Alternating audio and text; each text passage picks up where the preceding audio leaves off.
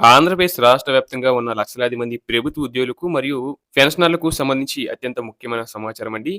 ఇక చాలా కాలంగా పెండింగ్‌లో ఉన్న కరువు భత్యం విడుదలపై ప్రభుత్వం కీలక నిర్ణయం తీసుకుంది.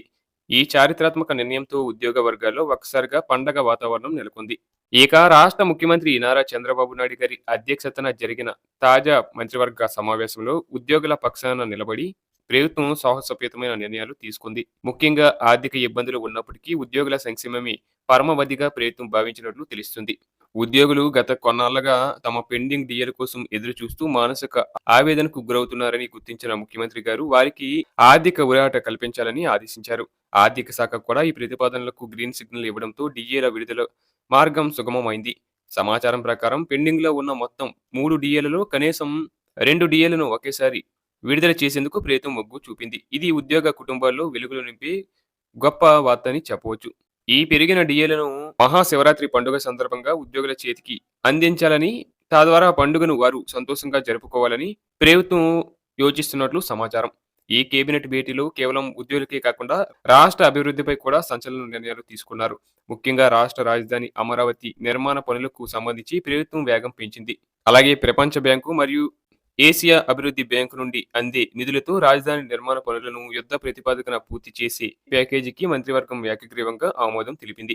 ఇది రాష్ట్ర ఆర్థిక అభివృద్ధికి మరియు ఉపాధి అవకాశాలకు ఎంతో దోహదపడుతుంది.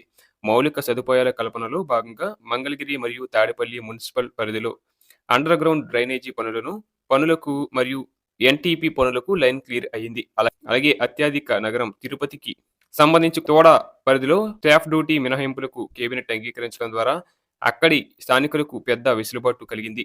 ఇక పాలనలో పారదర్శకతను పెంచేందుకు ప్రభుత్వం మరికొన్ని సంస్కరణలు కూడా ప్రకటించింది. ఇందులో భాగంగా గ్రామ, వార్డు సచివాలయాల పేరు మార్పుపై ప్రత్యేక ఆర్డినెన్స్ కేబినెట్ ఆమోదం తెలిపింది. ఇకపై ఈ సచివాలయాలు సరికొత్త పేరుతో మరింత మెరుగైన సేవలందించే విధంగా రూపుదిద్దుకోనున్నాయి. ప్రజలకు పాలనను మరింత దగ్గర చేయాలనే ఉద్దేశంతో జిల్లాల సరిహద్దులు మరియు పునర్విభజనపై కూడా లోతైన చర్చలు జరిగాయి. దీనివల్ల పరిపాలనా సౌలభ్యం పెరిగి సామాన్య ప్రజలకు పనులు త్వరగా పూర్తయ్యే అవకాశం ఉంటుంది. అలాగే ప్రభుత్వ ఉద్యోగులకు కేవలం డిఏ మాత్రమే కాకుండా గతంలో పెండింగ్‌లో ఉన్న టీఏ మరియు సరెండర్ లీవ్‌లు బకాయిలను కూడా వీలైనంత త్వరగా క్లియర్ చేసేందుకు ప్రభుత్వం సానుకూల ధోరణితో ఉంది. ఉద్యోగుల ఆరోగ్య భద్రత విషయంలో కూడా కేబినెట్ కీలక చర్చలు జరిపింది. హెల్త్ కార్డుల పనితీరును మెరుగుపరచడం ద్వారా ఉద్యోగులకు మరియు వారి కుటుంబ సభ్యులకు కార్పొరేట్ ఆసుపత్రుల్లో ఎటువంటి ఇబ్బంది లేకుండా వైద్యం అందేలా చూడాలని నిర్ణయించారు. అలాగే ఉపాధ్యాయుల దీర్ఘకాలిక సమస్యలైన బదిలీలు మరియు ప్రమోషన్ల ప్రక్రియను కూడా వేగవంతం చేయాలని ప్రభుత్వం భావిస్తుంది.